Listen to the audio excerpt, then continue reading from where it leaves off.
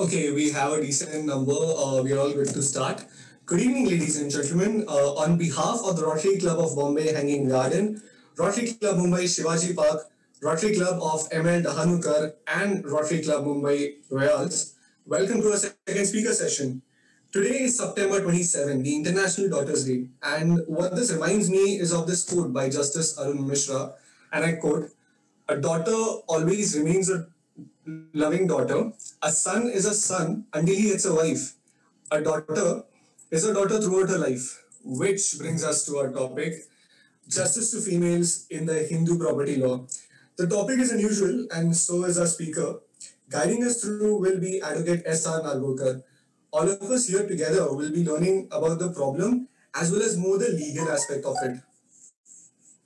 For the convenience of our session, I'd request everyone to keep themselves muted during the entire session. We will be having a 15 minutes question answer session. Kindly put your questions in the Zoom chat box. So without wasting any more time, I'd like to call our president, Aneri Sangvi, for the introduction of speaker. Aneri, over to you. Hello everyone. Hello. Guys, we know what the topic is. We know why are we here. So let's just learn a little more about our speaker. Sir has been practicing at the bar for 30 years. For the last 30 years, Sir has handled cases in the court of law for several institutional clients. He's appeared before various high courts of the country, to name a few: Delhi, Gujarat, Calcutta, apart from the Bombay High Court for various constitutional matters. He's also been offering consultancy services to several reputed hospitals, education institutes, and companies. He's also worked as an assistant government leader in the High Court of Bombay and thereafter as additional government leader and government leader in charge of Writ Cell aggregate for 15 years. We have a long introduction, guys. Sir has also worked as consultant for the KEM Hospital in Pune, Deccan College, Royal Homes Travel Limited, and many more. Similarly, he has also appeared for Bajaj Auto Limited, Hindustan Coca-Cola Limited, Jawaharlal Nehru Port Trust, Mumbai, and Mumbai International Airport. We have the we have a privileged. We are literally privileged for having him here. Sir has had the privilege of appearing and conducting several important matters before the full bench on diverse issues such as cases regarding PCPNDT Act, tax laws, categories of reservation in employment, and also issues of illegal construction in Forest Area and Mahabaleshwar and Panchgini Hill Station. Sir has a great expertise on electricity laws and arbitration laws and has a vast practice therein. Also, Sir has been appointed as the counsel representing the Bombay High Court administration since 2002. Apart from everything from other reliable sources, we have come to know that Sir has a good study and liking towards literature, classical music, philosophy, and astrology. Presenting to you, Sir Shri S.R. Nargolkar. So, over to you. We would like you to start the session. Thank you so much for being here. Thank you very much. Thank you to the Rotaract Club for inviting me for this session. I'm very grateful to the members of the Rotaract Club for inviting me on this Daughters Day, the International Daughters Day, and with a special topic of discussing the 2005 amendment whereby daughters have been given the right of co-partnery in the joint Hindu family property, and also discussing the judgment of the Supreme Court, a three-judge bench judgment of the Supreme Court, which clears the way for implementation of the 2005 Act. As you know, from 2005 onwards, there were a lot of problems in the implementation. There were doubts cast upon the interpretation, and until 2020, 11th August 2020, the implementation really could not take off. Now, on this Daughters Day, we therefore discuss the amendment that has been brought out by the legislature, the parliament, and also the judgment that has interpreted the amendment. But before that, I would like to tell you about the evolution of law, the Hindu law. And you would say, why am I bothered with the evolution of Hindu law? Because after all, I'm concerned with the amendment and what has been interpreted and how the courts have interpreted it. why am I bothered about the evolution of Hindu law? What am I doing listening to this evolution? But friends, that is very important, because this is an amendment which has a far-reaching effect and which has brought about changes, phenomenal changes, and brought in concepts which were hitherto unknown to Hindu law. And in this regard, it is important to see whether the Hindu law was, as it stood, is capable of handling this amendment or not. Whether we the people, we the Hindus of India are capable of implementing this law or not, and whether we are going to accept it or not.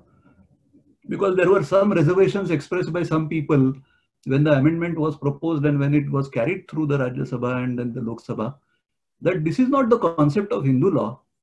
This is completely alien to Hindu law. And daughters can never be granted co-partnership rights. How can that be possible? This is against the very basic structure of Hindu law. This is against the concept of co-partnership. This is against the basic concepts of Hindu law as it stood in 2005. Well, friends, you will be surprised that Hindu law, which has been the longest standing code that has been developed over the period of more than 2,500 years, has not been a static concept.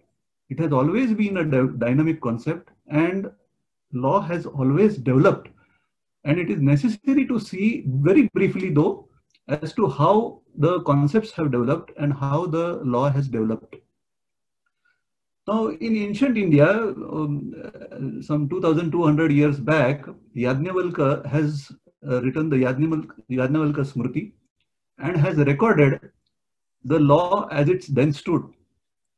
And believe me, it is a very elaborate structure of law. Modern concepts which we feel are epoch-making and path-breaking in the Western world, and we think that the Western world has given us some concepts of jurisprudence. You will find, you name a concept that has been brought in today, and I will show you a rule in Yajnavalkya Smriti or Narada Smriti or Manusmriti which has already embodied these concepts. Not only embodied the concepts, but has detailed discussed about these concepts.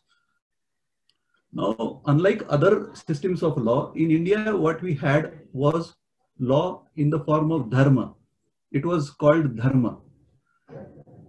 Now, dharma was a code of conduct, and what was wrong and what was right was prescribed, but it was not a subjective code. It was a very well-defined code. The rights, duties, obligations, the punishments, everything was defined, but the code was being followed not because of statutory enforcement, not because of some temporal supreme being enforcing those laws, but due to the belief of the people that this is dharma and this is how we should live. So it was a way of life. The rules that we had, the concept of law that we had, was in fact a way of life. What is right and what is wrong were well defined in the form of achar, sadachar, and shishtachar. So what I should do was shishtachar. What ought to be done was sadachar. And all this was extremely well developed. And these rules were being followed by the people more out of obedience than out of fear of compulsion. Now, there were punishments also prescribed, obedience was extracted also, enforced also. There was an elaborate system of jurisprudence. There was an elaborate system of enforcing the law in the sense that there were courts of justice. There were arbitrations among guilds of artisans and people. All this development of law had taken place because the country had progressed. Because there was economic and social development, not only economic development, but social development. Now, Bryce has said, he is a noted author and thinker and a commentator on the laws of the Oriental system.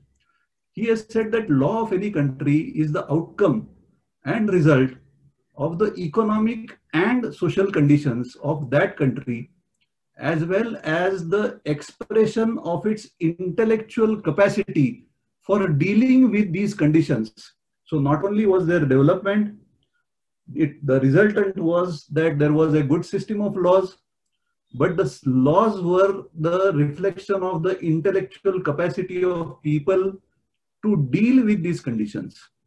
And that is how law had developed. Now, the sources of Hindu law are, of course, well known for lawyers, need not be stated again, but the Shrutis were the principal source of law of what we were told and what we heard and what was conveyed by the rishis and sages of the past.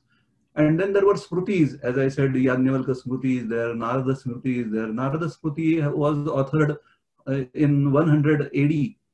In Narada Smruti, you will find that there are elaborate rules. The entire body of law was divided into 18 chapters, and the rules were well defined. The system of law was well defined, jurisprudence was well developed, and the people were being governed by these rules. There were also courts of justice. There were courts at local level, at the higher level, and ultimately there was something known as a Dharmadhyaksha, who was the judge usually appointed by the king, who could use the seal of the king to pronounce his decrees, and the ultimate arbiter of justice was always the king. He was also instrumental in enacting laws to supplement and to enforce the laws that were available. Development over the period took place, and then there were Mimamsakas, and there were the commentators of law who wrote commentaries on law, and they kept on refining the rules of law. Now, we will be surprised. We are very proud to live in a country where rules of interpretation of statutes was so well developed that they had almost every rule that is now known to Western jurisprudence. The text prescribed that you should prefer the strict rule of interpretation, where the statute admits of no ambiguity. The strict rule of law should be followed. The strict letter of law should be followed. But if there is ambiguity, and if there is some scope for interpretation, and if there is a clash between two statutes or between two Mimamsakaras or between two Smrutis, then the concept of Nyaya was imported. Tarka was also a deciding factor. So you could reason and you could say that this should be the interpretation put on a particular statute which could admit ambiguity in its interpretation. Now, other modern concepts such as corporate entity, partnerships, arbitrations with development of trade and commerce were all very well developed. The requirements of plaint, the Vyavahara system was also very well developed, which is the system of adversarial litigation. And in that, there were requirements of what should be the plaint, how it should be drafted, how should a written statement be drafted, what can be and cannot be included in a written statement, whether you can claim set off in a particular case, whether you can set up a counter claim. All these things were set out. The probative value of documents and oral evidence and the weightage to be given vis-a-vis each other were all aspects of law which were very well developed. Also, we today have a portrait of Justice Lord Kent in the central courtroom of Bombay High Court, because he said that no matter how high you are never above the law. But this concept was known to Indian jurisprudence, and this has been pronounced 2,200 years ago.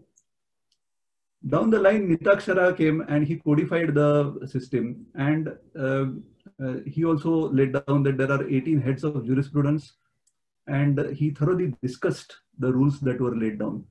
But then law started developing. Now, modern concepts such as corporate entity were known is what I have stated. One of the concepts of one of the examples of corporate entity is the co-personary system with which we are concerned today. So, an aggregate of persons, though they hold property and own property, they do not know the exact nature of their right, in the sense that they cannot demarcate or predicate is the word used. They cannot predicate the exact extent of their shares. Is the concept which was laid down in the system of law, where we had the concept of coparcenary.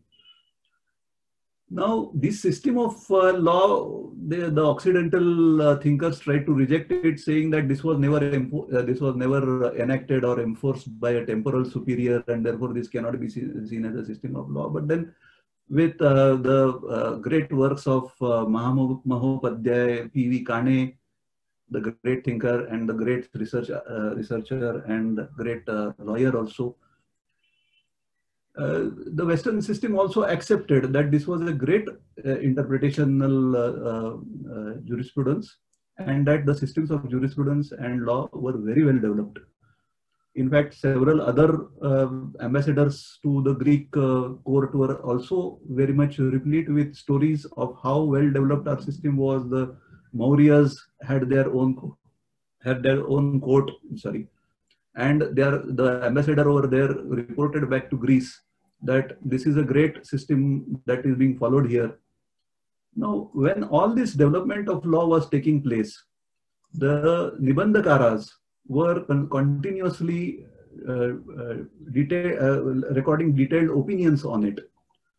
And they were also continuously developing the law. Now take, for example, the concept of Stridhan. Stridhan in its initial concept had 3 items. Then there were 4 items. By the time it reached the code of Narada Smriti, it had expanded. But Vitakshara then expands it a little bit further to enlarge it to a very large extent. Now, all this development of law was being taken into its stride by the Hindus, and concepts which were earlier alien were being accepted by the Hindus. Till the Smriti period, one can say that the Hindu law was the law of the Hindus. But thereafter, the law as it developed became the law for the Hindus. So the Hindus have been evoluting, they have been in an evolutionary mode insofar as jurisprudence is concerned. All this development of law stultified due to foreign invasions. With the Mughal invasion and thereafter the British invasion, the development of law stultified. But nonetheless, the developments took place, and in the form of the British advent, there were some enactments which were passed. And we have accepted those enactments. Like, for example, the widow's rights of limited interest in coparcenary. In 1937, this act was passed. We accepted the widow's right. Earlier, she had only a right of maintenance and Sridhan. Now she got a right in the coparcenary equal to her husband. She did not become a coparcener. The status did not change, but she got all the rights except by the right of accession by birth. She had all the rights of a coparcener. She could demand partition, she could enforce the partition, and she could demarcate her own rights. And once demarcated, her property thereafter went by succession and not by survivorship. So the first advent was, of course, the Widows' Rights Act. Then there was Hindu Remarriage Act, the Child Marriage Restraint Act, the Caste Disabilities Removal Act, the Hindu Gains of Learning Act. Now, all these enactments have certainly given a dent to the original Hindu law. We have accepted concepts which were not earlier there in Hindu law, and we have taken the matter forward. Now, in 1956 came the Hindu Succession Act. The Hindu Code Bill was being developed under the in a committee which was headed by Dr. Benegal Narsingh Rao. He was of the opinion that the Hindu law should not only be amended, but it should also be codified. And he and the committee members had prepared an elaborate code which comprised of marriage, with succession, adoption, maintenance, minority, guardianship, everything. And they were of the opinion that unless this as a complete code is brought into effect, it would not serve its purpose. The committee was established in 1941. It was shelved for some time. Thereafter, it started its work again in 1944. It gave the first draft bill. The committee gave the first draft bill. But then it was on the anvil, and it was not pushed through because the political powers at that time felt that the time is not right for pushing amendments to the Hindu Act, to the Hindu law as such. The law was never codified at that point, till that point of time. But they felt that this is not the proper time to do it. They waited till 1956. And even then, they had a piecemeal legislation, which Dr. Rao had said that should not be done at any cost, because there is bound to be trouble. But then we had the Hindu Marriage Act, the Hindu Succession Act, which was passed separately. Then came the Hindu Adoption and Maintenance Act, and the Hindu Minority and Guardianship Act. Now we will look at the problems that arose a little later because of the act not being, because of the law not being made in one go. But even before this, there were concepts which were accepted, and now they were incorporated into a code. That is regarding polygamy, concept of divorce was brought in. There was a simplification of solemnization of marriages. The concept of judicial separation was brought in. Dissolution of marriages were provided for, and declaration of marriage, nullity of marriage was also provided. The aim in this behalf, as stated by the committee, was where reason for the rule ceased to exist, there is little justification for insisting upon its preservance. So in 1956 itself, we thought that where the reason for rule has ceased to exist, we should change. Today, with the concept of equality being so deeply enshrined in our society, we have Article 14 of the Constitution, and we have progressed quite a bit by judicial pronouncements also. And we are trying to bring in equality in all walks of society. Not giving daughters a right in co-partnery was something that was not tolerable at all. The change was needed. It was impending for a very long time. And though I agree that this concept is unknown to earlier Hindu law as it stood, but the time to change had definitely come. And therefore, after the 1956 Act, the major stride that has been taken by the legislature is the 2005 Act. But in the meanwhile, realizing this problem and realizing the inequality and iniquity in as against the daughters, several states had brought state amendments. Now, the first state to bring in the state amendment was Kerala state, naturally, 1975, I believe. And then thereafter, Andhra Pradesh followed suit, Tamil Nadu brought an amendment, and in Maharashtra also in 1994, we amended Section 6. Now, the important aspect of the 1956 Act is that it preserves survivorship, the concept of co-partnery, to a certain extent. But to a certain extent, it does give rights to the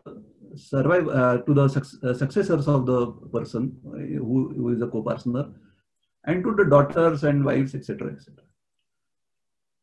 Now, therefore, we come to the question of what is survivorship, what is succession.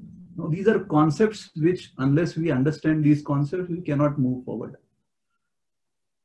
Now, the first concept that needs treatment is joint Hindu family, because everything arises out of a joint Hindu family.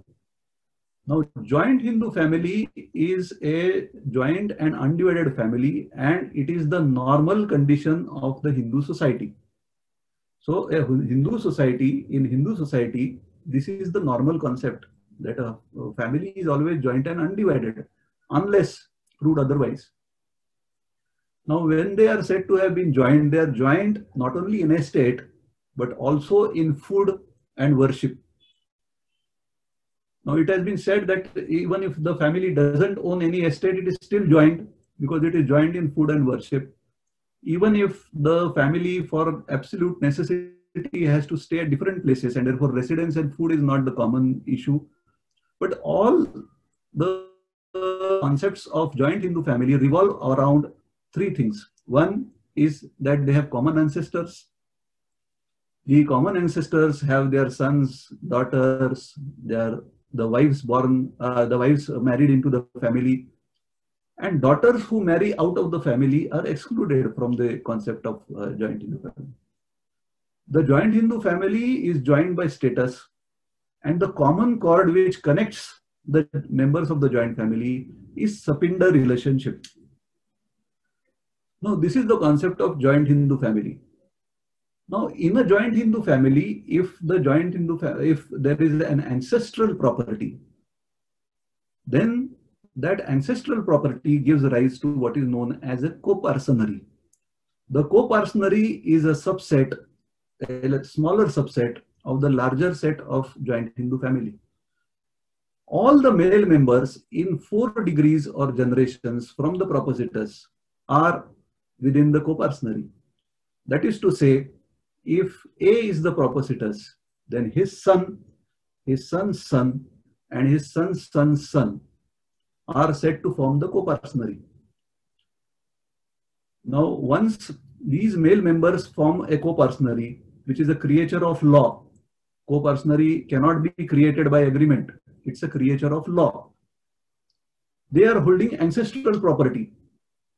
Now, ancestral property in the hands of Hindu inherited from his father, father's father, or father's father's father is the ancestral property that he holds for himself and for his son, his son's son, and the son's son's son. That is the grandson and the great-grandson. This is the concept of ancestral property. Unless there is ancestral property, there is no question of coparcenary. Now, the concept of coparcenary and ancestral property is very, very important and is very distinct from all other things, in as much as the concept of coparcenary membership of coparcenary cannot be had by any other method but by birth. But by birth, he does not succeed to his father. See, for example, now if my son is to come into the coparcenary, he does not depend upon me, my existence, to join the coparcenary or to remain in coparcenary or to get a right in the coparcenary. His being born into a family which has ancestral property within 3 degrees upwards is his right to be in a coparcenary and to hold property in the coparcenary. Now, this was the concept which is unique to Hindu law. This is also known as apratibandha daya, in that this is unobstructed heritage. Now, there may be the Hindu law, the mains Hindu law and the Mullah's Hindu law describe what is known as apratibandha daya and sapratibandha daya. That is obstructed heritage and unobstructed heritage. What is obstructed heritage and what is unobstructed heritage? It simply beats reason, isn't it? No. If my father derived property inherited by him from his mama, that is maternal uncle, or from his nani, that is mother's mother, then I do not succeed to the property unless my father is dead. Therefore, my heritage, my succession to that property is an obstructed heritage. Unless and until my predecessor dies, I do not get a right. So the right is dependent upon somebody else and it is obstructed. Whereas my right to be in the coparcenary and to get a right in that coparcenary property is not obstructed by the being or existence or not existence of my father. And therefore it is unobstructed heritage. It is apratibandha daya. This is really the fulcrum on which the entire judgment of the three-judge bench revolves. This is the right that is created in the daughters now. That irrespective of the existence, the living, whether he is living or not, whether her father is living or not, she gains entry into the coparcenary by virtue of her being born into a family which has ancestral property and which is a coparcenary. The incidents of coparcenary also need to be looked at. The incidents of coparcenary are that there should be lineal male descendants up to the third generation, and they acquire on birth ownership in the ancestral property. This is the very first incident of coparcenary. The second is that such descendants can at any time work out their rights by demanding partition. So at any point of time, the coparcener can say, no, I am done. I want my separate right.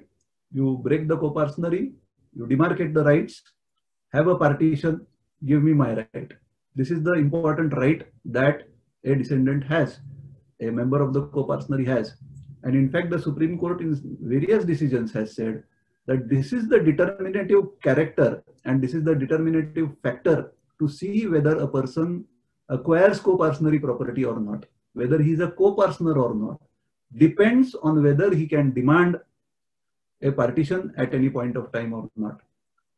And till such partition happens, each member has ownership rights extending over the entire property conjointly with the rest, and it is impossible to predicate the exact extent of right except partition takes place.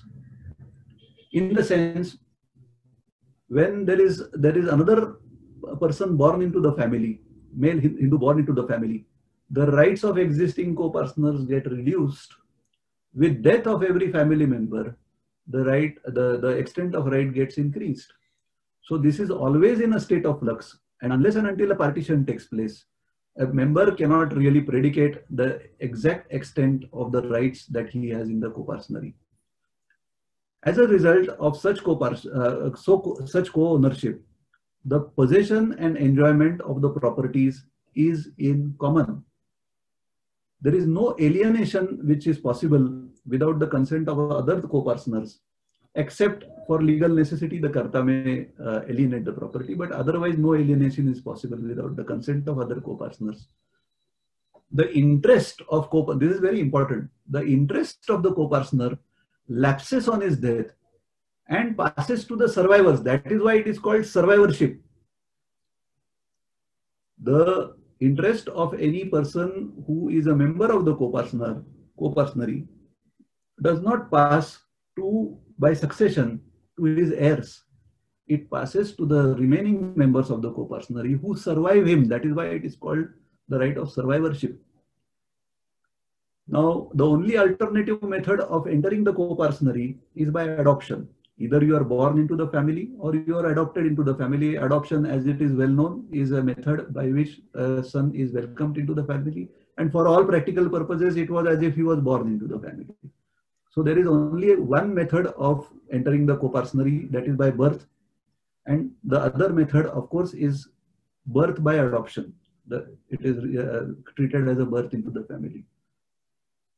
This is a creation of law.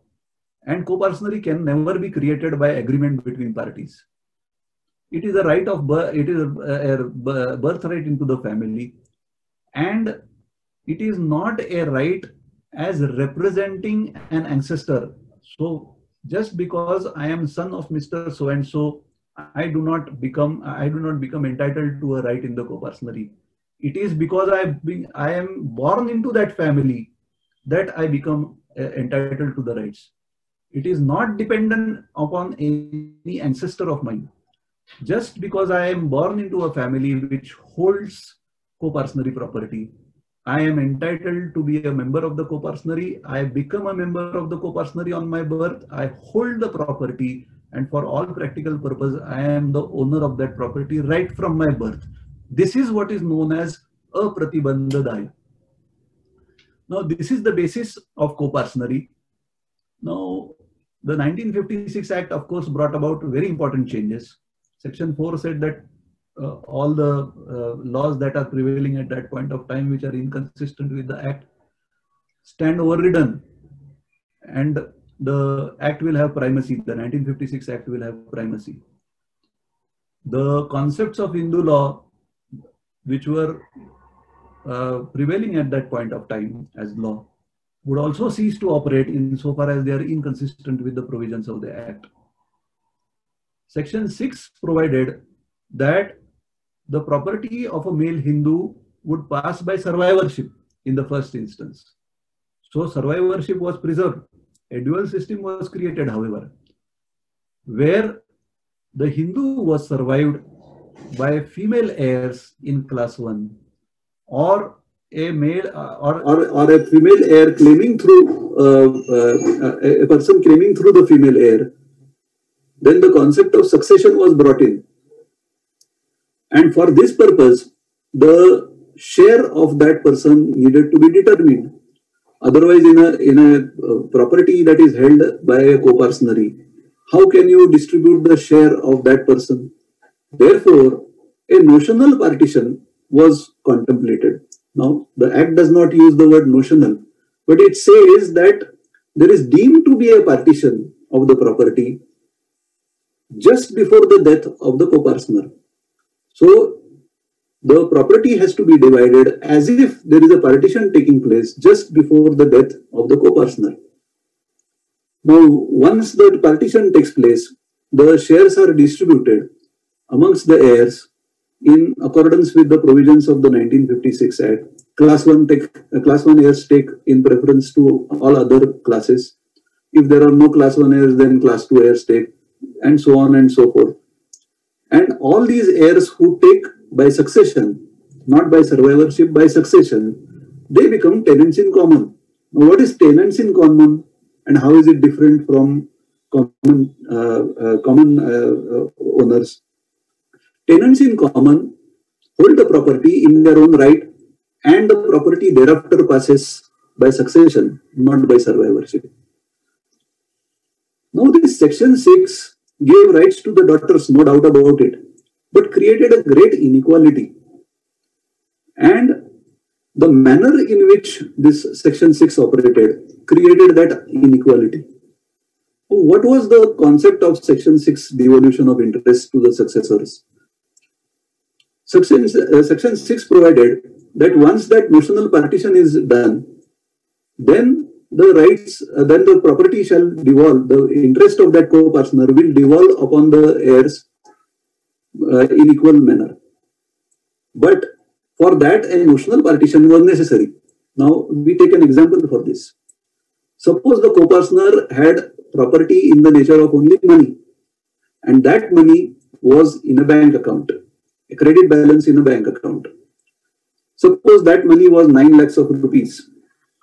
He is survived by his wife, his son, who is his co-partner, and his daughter. Only 3 heirs.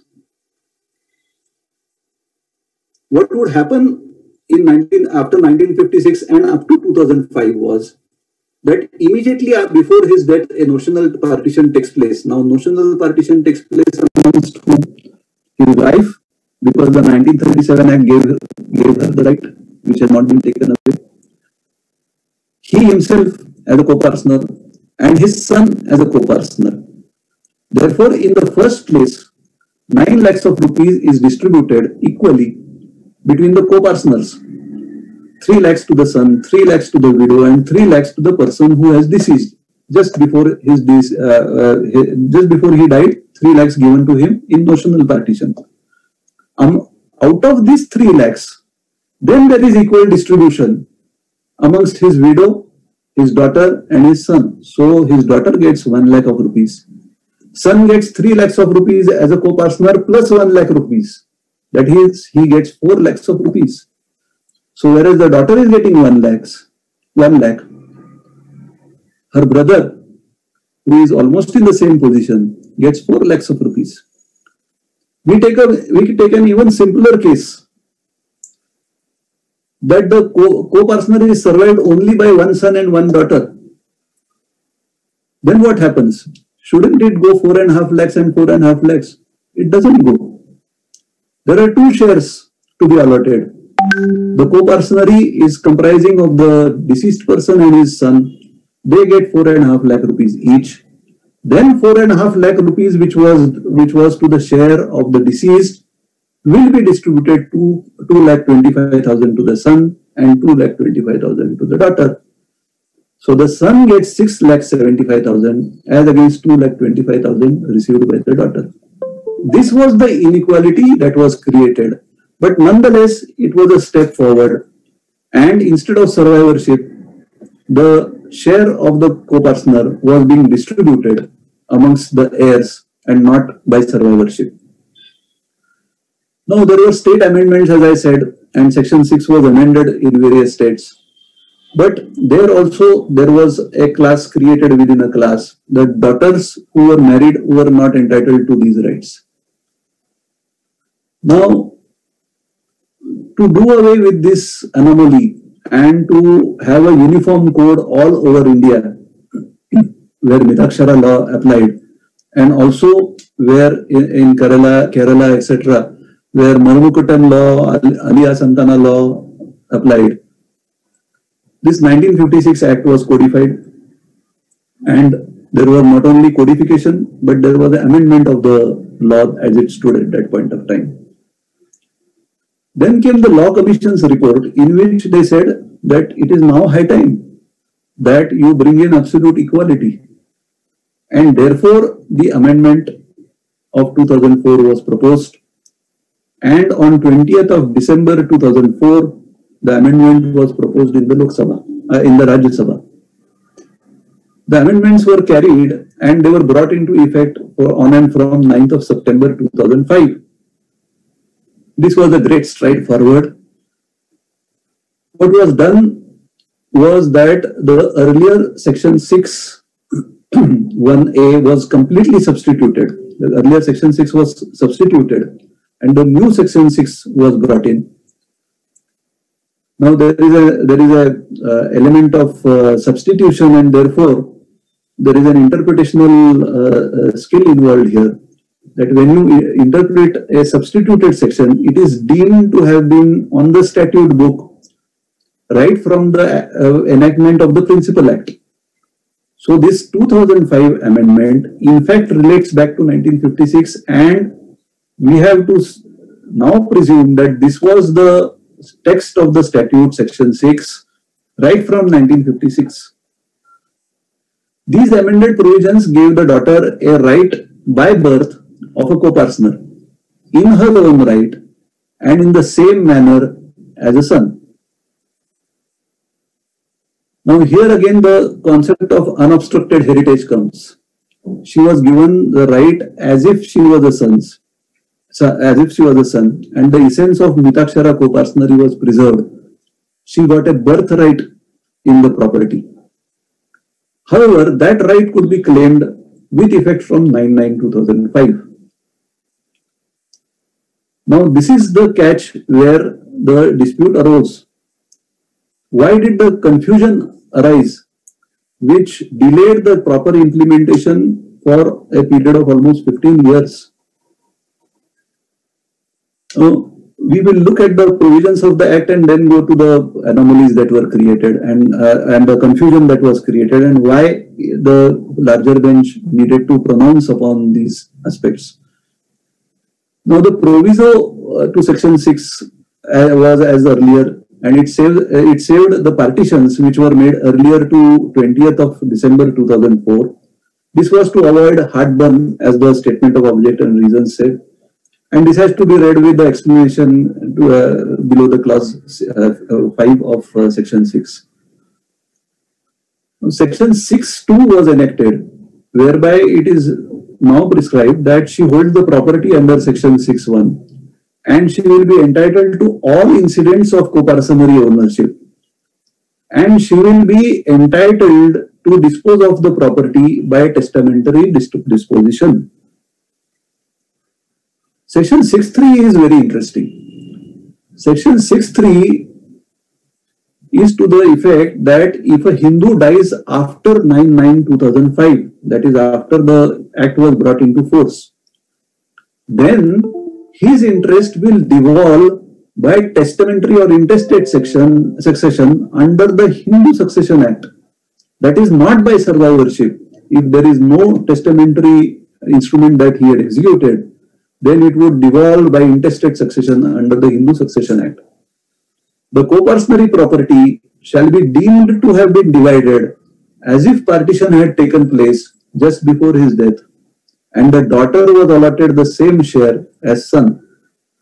And the explanation, as in the 1956 Act, of a notional partition was imported here. So section 6.1 gives a birthright.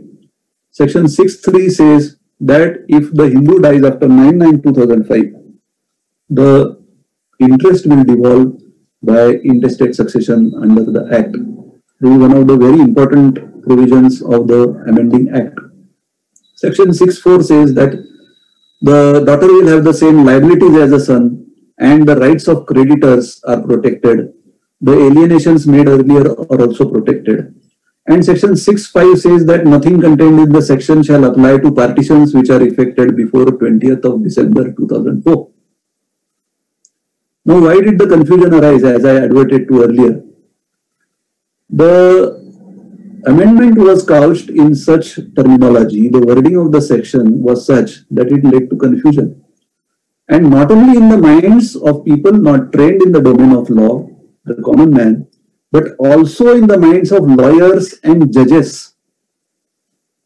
And there were a catenary of judgments rendered by different high courts, which were conflicting with each other.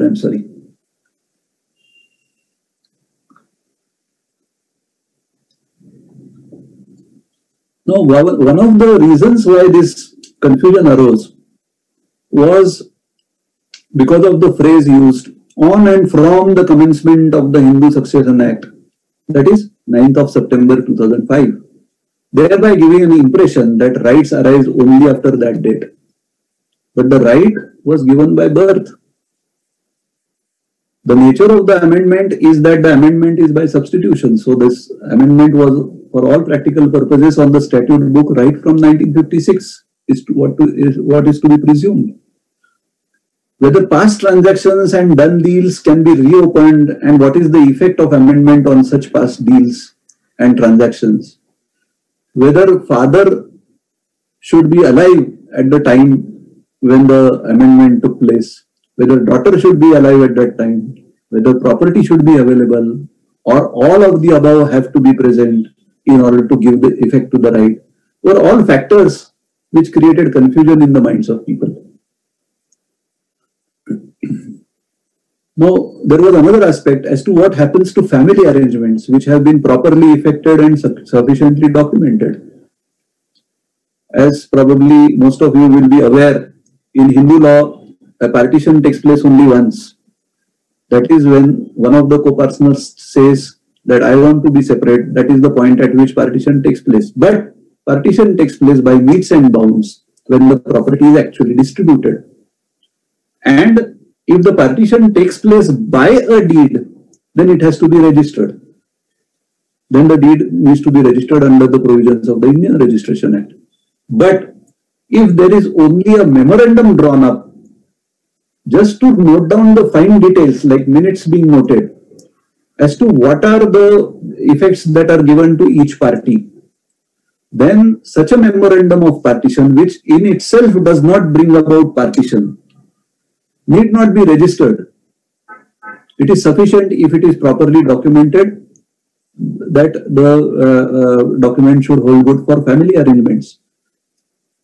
There are provisions of Land Revenue Code all over India, and in Maharashtra there is Maharashtra Land Revenue Code, which provides for, in section 85, which provides that if you go to the Tahsildar and tell him that now we have decided to be separate and we have partitioned the properties and this is the manner in which we have done it, then the Tahsildar holds an inquiry, and upon being satisfied, he records the factum of partition in the revenue records. In most cases, the parties then start cultivating the fields separately if in case they are agricultural properties, and then they are in possession exclusively. So all incidents of partition take place. What happens to these documents, like a family arrangement or a partition that is recorded under the provisions of section 85 of the Land Revenue Code? Whether co-partnery is disrupted by the notional partition or does it continue, are all questions that arose. And therefore, there were conflicting views expressed by different high courts. Then the matters reached the Supreme Court. The Supreme Court also, there were conflicting views that were expressed. And I will not bother you with the conflicting views because that in itself will take an hour or so. But then the matter got referred to a larger bench, headed by Justice Arun Mishra, and they have delivered the judgment on 11th August 2020, whereby they hold that the right of a daughter in the co-partnery has to be protected at all costs. Now, the quotation that was earlier read out, I would like to refer to that also. The quotation in exact terms says, "A son is a son until he gets a wife. A daughter is a daughter throughout her life." Now, this is the angle from which the entire judgment proceeds. They want to ensure that the daughter is given the right that has been guaranteed by the Act.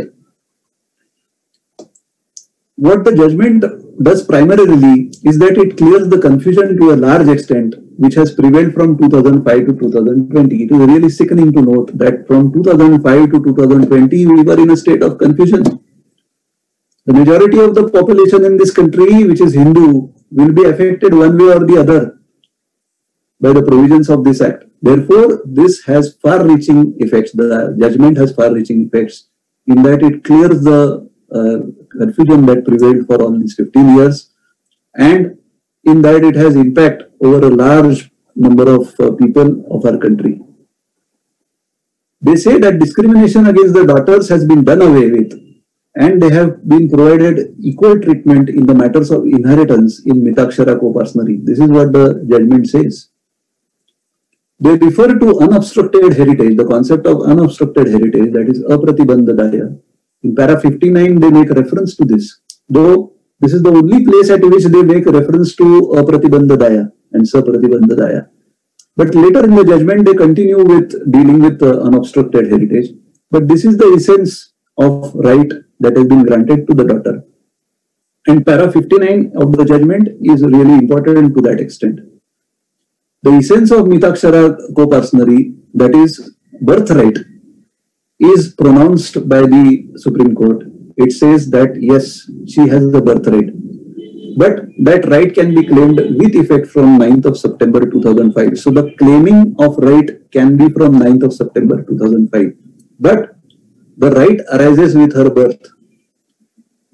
Therefore, in para 59, they say that the statute has retroactive application. Now, there are statutes which have retrospective application, statutes which have prospective application. Retrospective applications are statutes which govern rights and duties and liabilities of parties from an earlier period of time. Prospective application statutes have application from that date onwards, and rights and duties created earlier and discharged earlier cannot be disturbed. But they say that this statute will have a retroactive application that is contained in para 59 of the judgment. And they say that though the right can be claimed from 9th of September 2005, the right arises at the time of her birth, at the time of the birth of the daughter. And that is the time when she becomes a member of the co-partnery property. She becomes an owner of the co-partnery property in all its senses. In all its incidents, she becomes an owner of the co-partnery property. Now, they discuss section 6(1)(a) also. Very briefly, I will state what has been discussed by the Supreme Court, because a detailed analysis would need an hour or so. So while discussing section 6(1)(a), they say that it confers benefits based on an antecedent event, that is her birth, the daughter's birth. And the Mitakshara co-partnery law shall always be deemed to include a reference to daughter as a co-partner. So the Mitakshara law itself is now amended, and always it is deemed to include a reference to daughter as a co-partner. This is an important aspect that they have ruled. They regard proviso 6(1) read with section 6, the proviso to section 6(1), reading it along with section 6(5) and the explanation to it, and say that partitions effected by registered deeds or by decree of courts only will be saved. Oral partitions are not to be recognized. Other forms of partition are not to be recognized. And this is because they fear that sham and bogus partitions can be set up to defeat the rights of the daughter. The only exception, they say, is that the cases where the partition is supported by public documents. Now, for example, that Section 85 partition effected before the Tahsildar would be a partition which is supported and evidenced by public documents. So they say this is the only exception, that if the partition is supported by public documents, then we would regard it as a partition which is capable of being interpreted as an exception to the rule. But even there, they place a very heavy burden on the person setting up the partition, because they say that this is a social legislation and we should ensure that the daughter gets her rights. Now in para 69, they say that a precise declaration has to be taken to its logical end, as otherwise it would tantamount to a denial of the very right conferred by the legislature. So they say that this has to be taken to its logical end. In para 64 earlier, they say that co-personery should exist on 9/9/2005 to enable the daughter to enjoy the rights conferred on her. So the first requirement is that the co-personery should exist naturally. Unless the co-personery is there, how can she become a member of the co-personery? Secondly, they say that since it is a birthright, it is immaterial as to whether father co-personer was alive on 9th of September 2005 or not. Very important decision. And with great humility, I say the proper decision. Because her right does not depend on whether her father is alive or not, whether her father is there or not. Her right comes and springs out of her birth into a family which has ancestral property. Therefore, they say that the right is by birth and it is immaterial as to whether the father co-personer is alive on that day or not. The conferral is not based on the death of the father or any other co-personer, and therefore it is sufficient if she is alive on 9/9/2005. Co-personery is available and there is property available for being distributed or for being held by the co-personer. Now, this amendment has the effect of enlargement of daughter's rights. They devote an entire paragraph to this. There were some arguments in the Supreme Court raised by some counsel that there would be uncertainty. That there will be uncertainty in as much as it would be inchoate. How many daughters were born? What was happening over all these years? But then this has been answered by the Supreme Court. They say that this is the very basis of Mitakshara co-personery, isn't it? With every birth, the extent of right gets decreased. With every death in the family, it increases. So, no person, no member of the co-personery can at any point of time predicate as to the exact extent or share of his property in the co-personery. So they dispel this argument, they brush it aside, they say uncertainty is no ground. They say that deemed partition creates no disruption. Now, deemed partition at the time when the person dies has the effect of distribution of the property belonging to that particular person amongst his heirs under Section 6 as it stood prior to 2005. Would this not amount to disruption? They say no. And they say this is settled law, that it does not amount to disruption. Now here, for the lawyers, there is something to research. I will give a list of cases in which the Supreme Court, in fact, as three-judge bench of the Supreme Court in Magdum versus Magdum, headed by Justice Y.V. Chandrachud and Justice Singhal and Justice Tulsapurkar, hold that there is disruption of the co-personery and there is severance of status, and they rely upon a full bench of the Bombay High Court, and they also refer to a larger bench of the Bombay High Court. They also rely upon three other judgments, one of the Gujarat High Court, one of the Orissa High Court. They approve these judgments, And this judgment has been followed in a number of judgments thereafter. I will give the list of those judgments. Those judgments in turn refer to 4 other division benches of the various high courts. And in 2016, there is a judgment delivered by Justice Rohinton Nariman, which also says that there is disruption in partition. But they say no, there is no disruption in partition, disruption in the co-partnery by a deemed partition. At the most, the share of that co-partner is determined and is distributed. The co-partnery continues, and whether it continues or not is a matter of fact to be decided in each and every case. They also say that mere filing of suit or even preliminary decree does not amount to disruption of co-partnery and does not amount to partition. It has to be a final decree. So when you say that a decree of the court or a registered partition deed will be the exceptions to the daughter's claim of reopening the partition, they say that this partition has to be by a final decree, not a preliminary decree. They do not recognize the preliminary, and that is in consonance with the katina of judgments right from the Privy Council up to and of the Supreme Court also. And they say that though there may be severance of status, yet the co-partnery continues. This is very important, as otherwise a deemed partition would have the effect of taking away the rights of the daughters immediately. So a daughter who survives 9/9/2005, who is available on 9/9/2005, there is property available, but her father had died before 9/9/2005, would suffer the consequences if the bench had decided otherwise. So this is a great thing that they have decided, that deemed partition is no disruption. Now, this brings us to the reference and how it was answered, and I will, rather than paraphrasing it in my own words, it is better that I read what has been decided at the end of the judgment.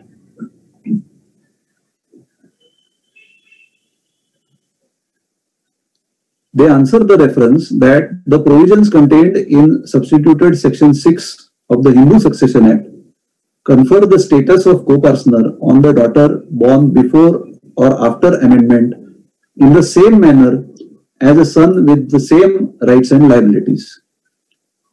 Secondly, the rights can be claimed by the daughter born earlier with effect from 9/9/2005 with savings as provided in section 6 subsection 1 as to the disposition or alienation, partition or testamentary disposition which had taken place before 20th of December 2004.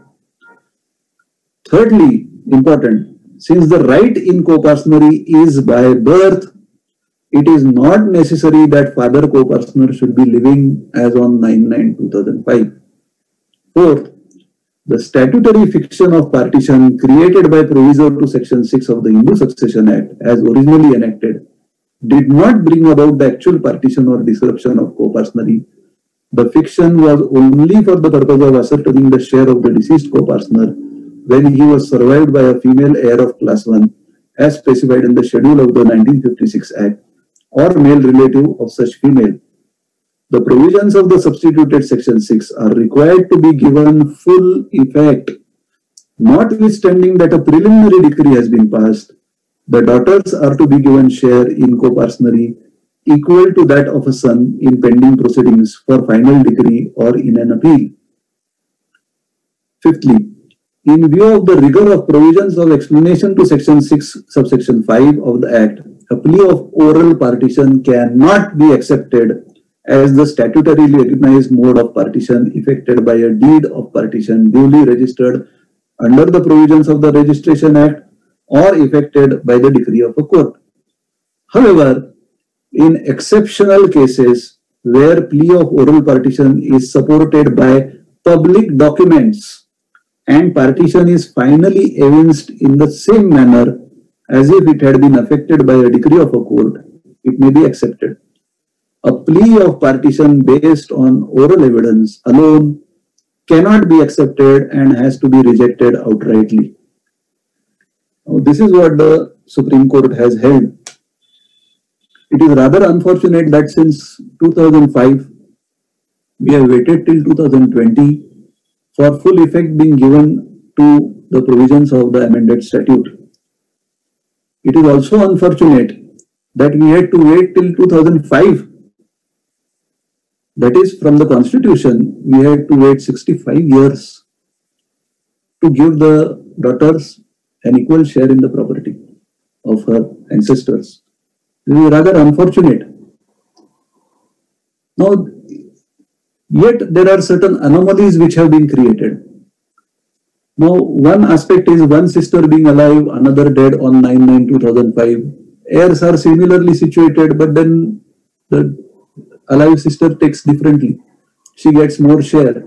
She gets share as a co-partner, and she continues in the co-partnery. Heirs are simply equal in all respect, but they don't get equally. Another anomaly is that of illegitimate, I won't say illegitimate daughters born out of void or voidable marriages under section 15 and 16 of the Hindu Marriage Act. This is why Dr. Rao in 1944 had said that don't introduce legislation piecemeal. Have it at one go as a complete code in itself, because now you have not amended the Hindu Marriage Act. Under section 16(3), daughters born out of void or voidable marriages have a right to succession, but they will not be given the right of entering the co-partnery because the corresponding amendment in Hindu Marriage Act is not done. Now in para 64, they say that co-partnery should exist from 9/9/2005 undoubtedly, but then existence of co-partnery will still be disputed. What happens if a son challenges the partition which has been effected prior to 2004? Will the daughter then be entitled to join in the proceedings and contend that the partition was effected by fraud, etc., etc.? What happens in so far as the status is concerned? Because the daughter is a member of her family into which she may be married. So her matrimonial family is her family for all practical purposes. But for the purposes of taking co-partnery property, she continues to be a member of her parent family. So these are all anomalies that have been created. The Supreme Court, of course, has dealt with most of these aspects. We are a progressive society. I believe the motto of this chapter of Rotaract is aspire, adapt, achieve. Now that is exactly what we need here. We have been a progressive society. The Hindus have been Sahisnu from all these years. They have welcomed change, not only in religious concept, but in concepts relating to Dharma, that is the law. We are bound by these concepts of Dharma, and it is our duty now, it is our duty to take this forward. We have to accept this as an integral change in the law. Law is an important instrument of social change. That is what sociology tells us. But no matter how hard or how enforcing a law can be made, unless the subjects decide to abide by it, it is difficult to administer that law. So it is for the subjects now, we the Hindus now, to wholeheartedly welcome this amendment and to see to it that the rights of daughters are given to them. And for this purpose, Prabodhan is necessary. And for this purpose, the mothers and the grandmothers in the family are expected to educate their children that this is the right given by law. But apart from being given by law, is it not equality and equity? You have to accept this, and society should be ready to do this. The Parliament has paved the way towards equality. The Supreme Court has removed the obstacles in the path. And now it is for us to gloriously march on this path that has been shown to us. Thank you. With that, I come to the end of this session. If you have any questions, you're welcome. Thank you, sir. Truly today, all of us collectively learned a lot. Now I'd like to call upon Retractor Kalyani Kadam for the question and answers. Kalyani, over to you. Thank you so much, Sahil, and I'm sure that everybody is really overwhelmed with the lecture. And now let's move towards the questions. Due to the limited capacity of the Zoom, we have started YouTube live session, and we have received so many questions, but due to the paucity of time, we are taking only 5 to 6 questions. So I'll begin with the first question, which has been asked by Nalini Zoshi. So the first question is, can a woman co-parsoner sell away a share in the undivided property of the joint Hindu family? How good is this sale? Yes, it is. It can be disposed of. It is a property which she can dispose of, but for that she will have to first claim partition, get it separated, and then she can sell it off. But she can create also a will. She can also do it by testamentary disposition. One question that I see in the chat box is the name of the judgment. I'm so sorry, I missed it actually. I should have said it. It's the case of Vinita Sharma. So, sir, may I move towards the second question? Yes, please. Second question has been asked by Mr. Subhash Bhosle. If the family comes together and signs a Vyavastha Patra or an arrangement deed instead of a partition deed, can such a Vyavastha Patra eject a female who is unwanted, so to say? Last portion I did not get. Vyavastha Patra, till Vyavastha Patra I could hear. Can such a Vyavastha Patra eject a female who is unwanted, so to say? Eject, unwanted. So they want to deny the right to the female. Yes. After 9/9/2005. Yes, correct. Without the consent of all co-partners, nobody can be deprived of the right. Okay. Even prior to 9/9/2005, unless all co-partners agree, there can be no Vyavastha Patra or no partition as such. So the third question has been asked by Niraja Kulkarni. What will be the effect of the Supreme Court judgment on proceedings which are pending regarding partition suits? Yes, they've said that the partition suit should now take into consideration the pronouncement of the Supreme Court and should proceed with the applying the law as it stands now. Okay.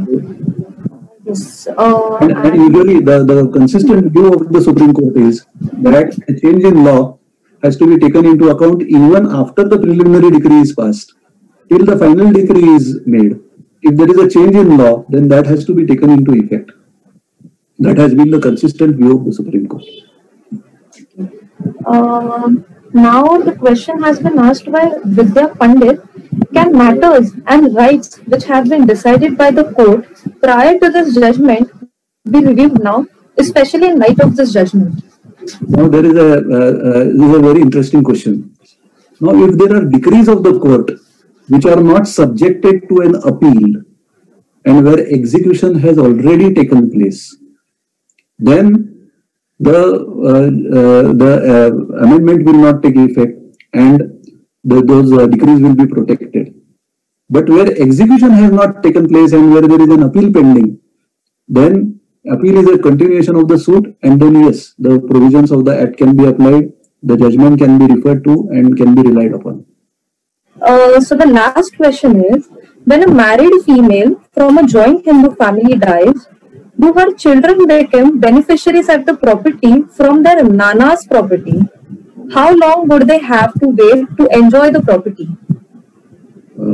Question really is not clear. If a female Hindu dies. Yes, married female from a joint Hindu family dies, do her children become beneficiaries at the properties from their nana's property? And how long would they have to wait to enjoy the property? No, it all depends on who are the heirs of Nana. That is her mother's father. If he and also depends on the date of death of the mother. If it was after, if her mother survives, if their mother survives 9/9/2005, is that the question? Yes. If the mother has survived 9/9/2005, It has not mentioned anywhere. Because the question is, but we assume that what they want to ask is that on 9/9/2005, mother was alive. Her grandparents, that is her Nana, had ancestral property in his hands. Therefore, mother becomes a co-partner in her father's property. Then how long will he have to wait? No, he doesn't have to wait. Okay. So we are done with the mother has got a co-partner right in that property on 9/9/2005. Okay. Thank you so much, sir. And now, Sahil, over to you. Thank you, Kalyani. I'd now like to call upon Rotractor Janvi Manik for the vote of thanks. Janvi, over to you. Hi, sir. Hello, everyone. We would like to thank Advocate S.R. Nargolkar to take the time out and talking about such an important topic on this occasion of International Daughters Day. Thank you for breaking it down for us, where the interpretation of the law not only clarifies equality, but it applies uniformity in justice. I would also like to thank Rotary Club of Mumbai Shivaji Park, Rotary Club of ML Dhanukar, and Rotary Club of Mumbai Royals, and everybody who attended the session today. Thank you so much. Thank you very much. Thank you. Thank you, Janvi. All good things come to an end, and here we are. Again, on behalf of the Rotary Club of Bombay Hanging Garden, Rotary Club of Mumbai Shivaji Park, Rotary Club of Mumbai Dhanukar, and Rotary Club Mumbai Royals, thank you so much, all of you. With this, we end this meeting. Good night. Take care. Sir, with your permission, may I end the meeting? Thank you very much. Thank you. Thank you, sir.